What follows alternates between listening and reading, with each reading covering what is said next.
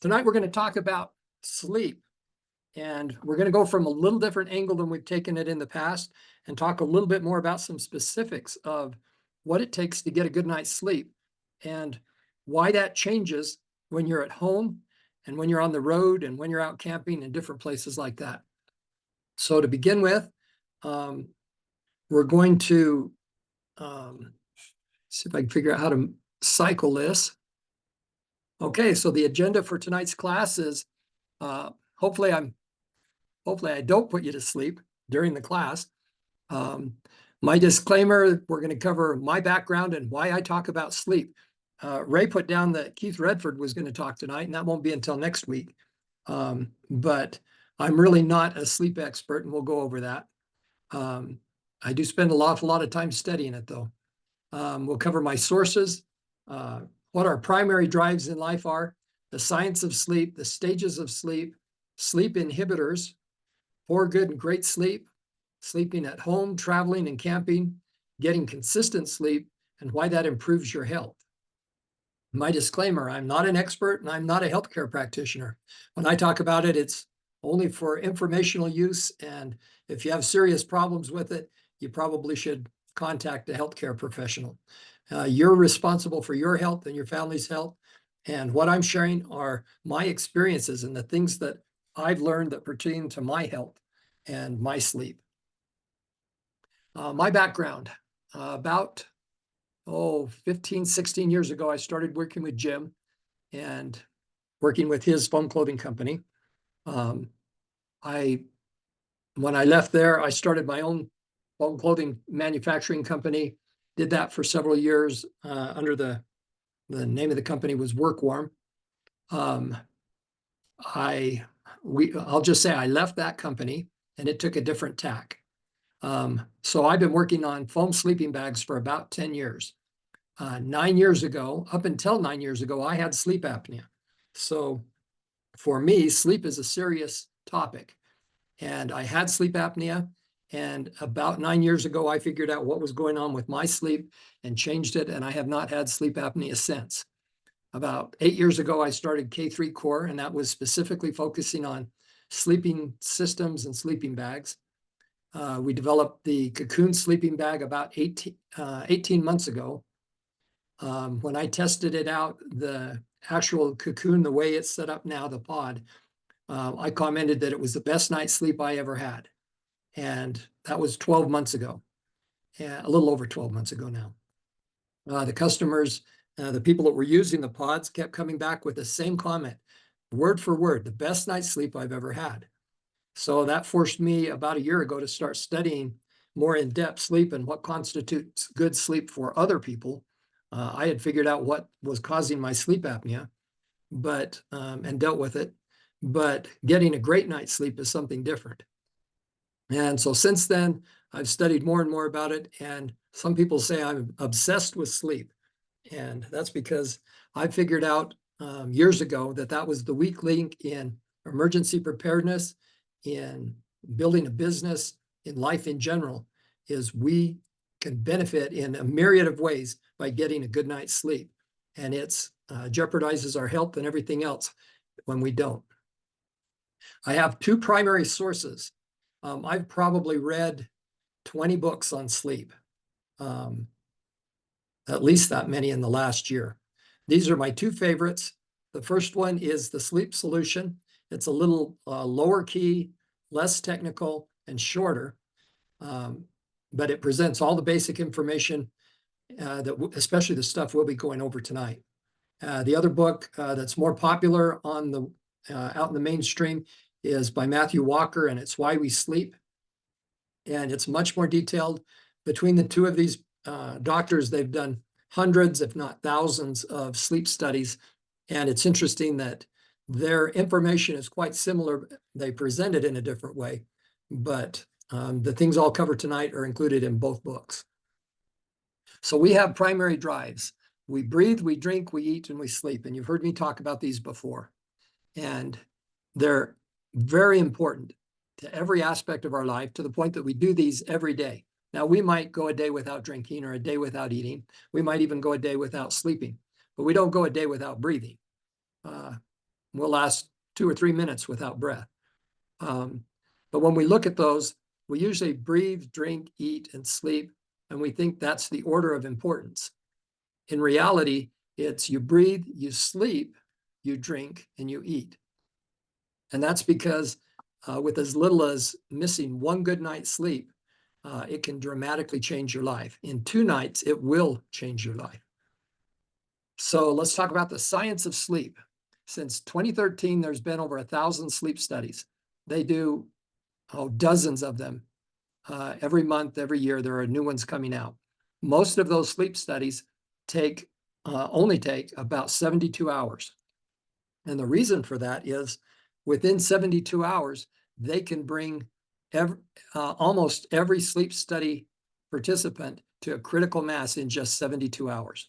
It only takes 48 hours for you to experience the loss of sleep and all the major ramifications that go along with it. In the Guinness Book of World Records, the record for most days without sleep is actually 11. It's no longer included in the Guinness Book because they found that everybody that tried to break the record ended up permanently in a mental health institution. When we cover disorders and diseases, every major disorder and disease is affected by sleeping. And when we talk about cancer, heart attacks, all the major diseases, they all tie back to lack of sleep. Even diabetes, several of the studies point out that it's the lack of sleep that causes the diabetes, not the diabetes that causes the lack of sleep. Your body detoxes while you're sleeping. It rejuvenates its entire system, and that's reflected in reduced pain sensitivity, both in acute and long-term pain sensitivity. Because I think almost everybody out there has experienced this. You go to bed, you bundle up to get warm. You wake up a few hours later and you're too hot and you're sweaty. You kick the blankets all off, wake up another hour or two later and you're cold, you're freezing cold. And then that happens several times through the night. We're going to talk about why that happens and how that affects your sleep. When we talk about sleep, there's actually, well, it depends on which book you read, and there are at least 5 or 6 different presentations on the stages of sleep. We're going to go with the basic one of the first 3 stages are NREM or non-REM sleep, and the last stage is REM sleep. So you have falling asleep, N1. That's not really sleep, it's just preparing to go to sleep. And then you have N2, which is light sleep. Stage 3, which is slow wave sleep or your deep sleep. And then we have REM sleep. Now, if you look at it, when you go into state N2, non-REM 2 sleep, your body temperature drops. And it's interesting because while we're awake, we're trying to stay comfortable based on what we need to, when we're sitting there consciously thinking about, are we comfortable or not? But as soon as you go to sleep, your body temperature drops. And it does that automatically because you're actually more comfortable and able to sleep better at a lower temperature. In that light sleep, your brain starts sleep spindles. And those are the processes your brain uses to correlate, sort, store, and classify everything you've learned today. And it's everything you've learned today, yesterday, and a little bit the day before. And it drags it all forward. It's called sleep spindles. And they're able to monitor your brain. And it actually goes through rhythmic cycles, almost like music. And it's still being tested. They don't know exactly how it works. But these sleep spindles classify everything that you've learned and experienced today. If you're a student and you go to class, you take the class, and let's say you spend 3 hours in a classroom. If you take a test that afternoon on what you learned in the morning, you'll get a certain score. Well, let's say you get 80% of them correct.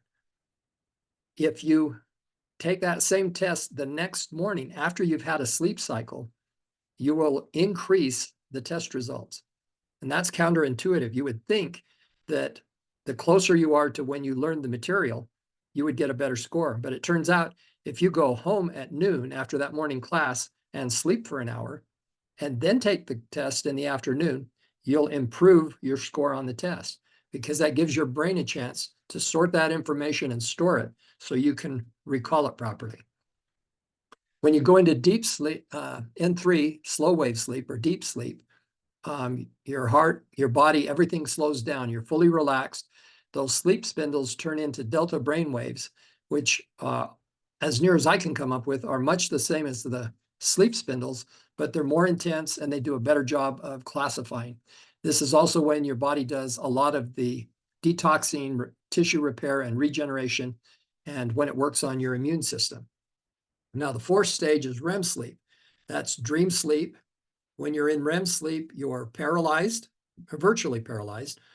Your body takes, with the chemistry and the brain, it paralyzes you so that you don't act out your dreams while you're dreaming. And your brain activity is markedly increased. And one thing that's interesting is when you're sleeping properly, we think about it as if we're not using up energy while we're sleeping, we're resting.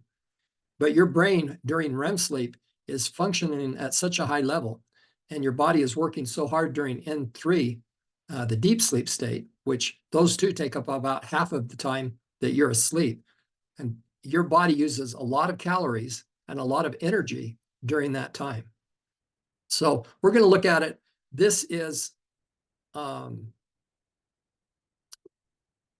figure that the industry uses. It's called sleep architecture. And you can see that during a normal night's sleep for a healthy young adult, these are the REM, N1, N2, and N3 sleep cycles.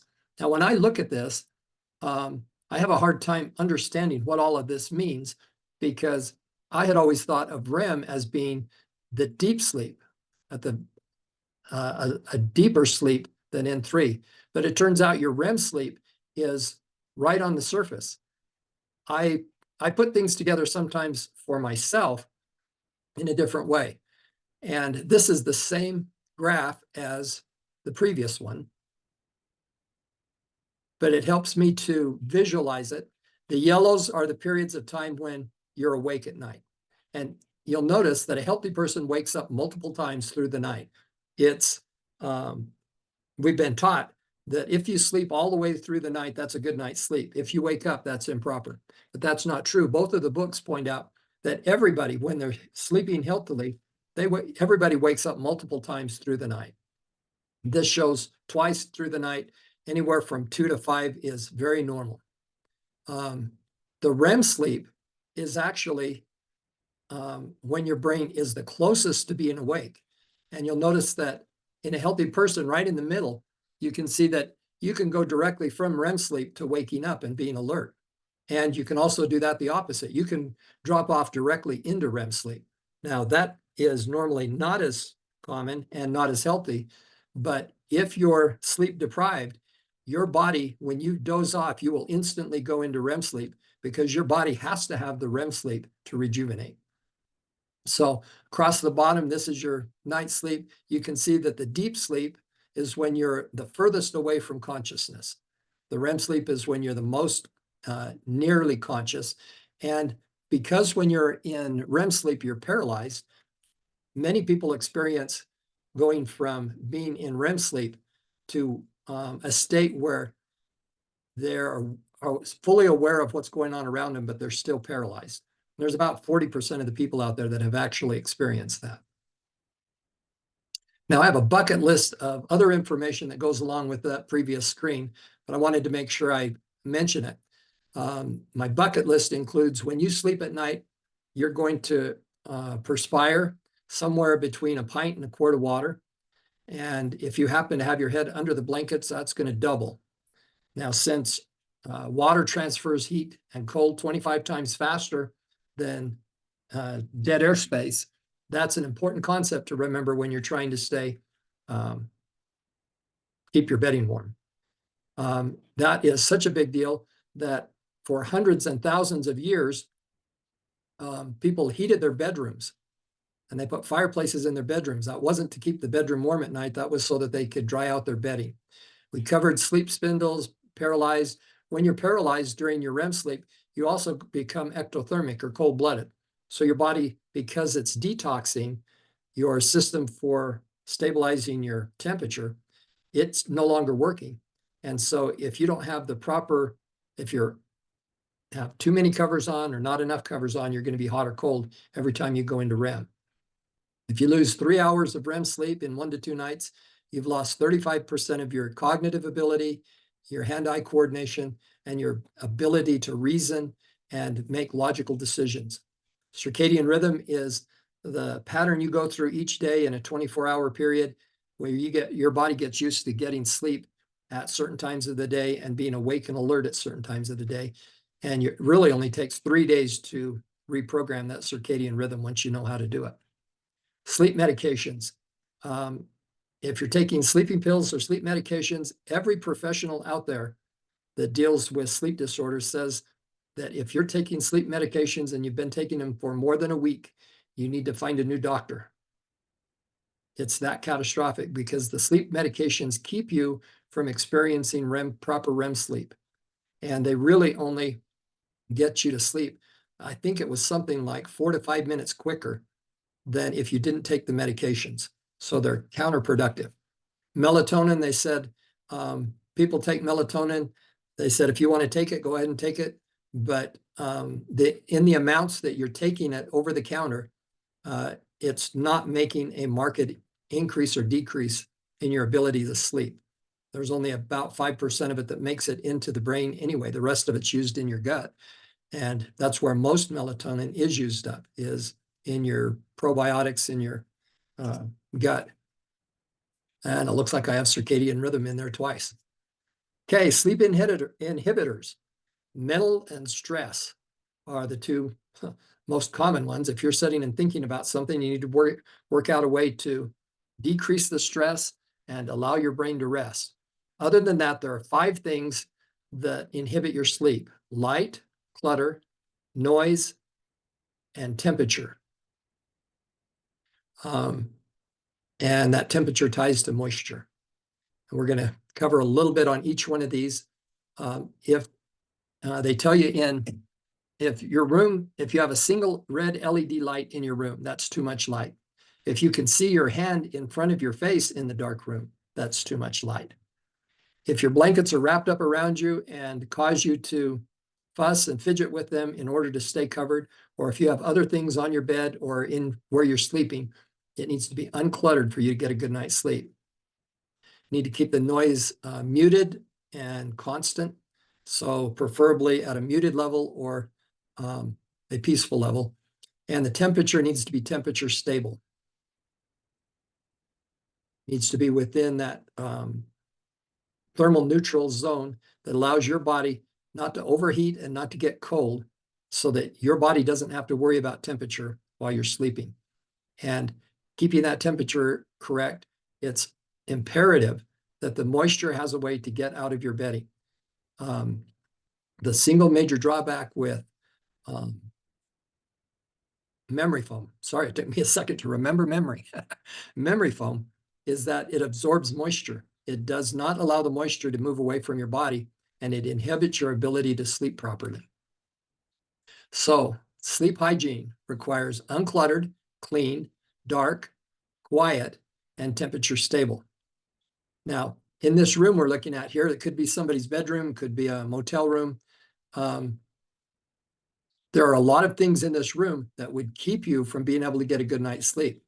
The windows being open, the light coming in from outside, too many pillows on the bed, too many things stacked right up alongside of the bed, the type of blankets that you're using, the mattress that you're using. It looks pretty, but it may or may not be the ideal place to actually get a good night's sleep. Now, when we start talking about sleep, we talk about sleeping in your bed at home. You can be sleeping in your guest bedroom or on the couch at home, in an RV, in a motel or Airbnb, out camping, or in an emergency situation, you might have to sleep anywhere. It could range from trying to sleep on an airplane to sleeping on a concrete slab. So each one of these locations has a different effect on how you sleep.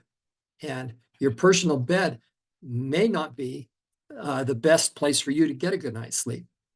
In both books, they talk about if your spouse that you sleep with snores or tosses and turns a lot or disrupts your sleep pattern, they recommend that you take 2 nights a week and sleep in different rooms.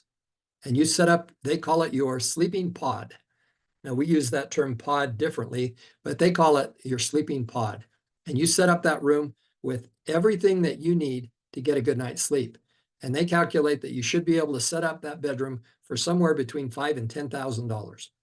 And they talk about changing the color of the paint, having the proper bed, having the proper blankets, having the temperature in the room adjustable specific for that room.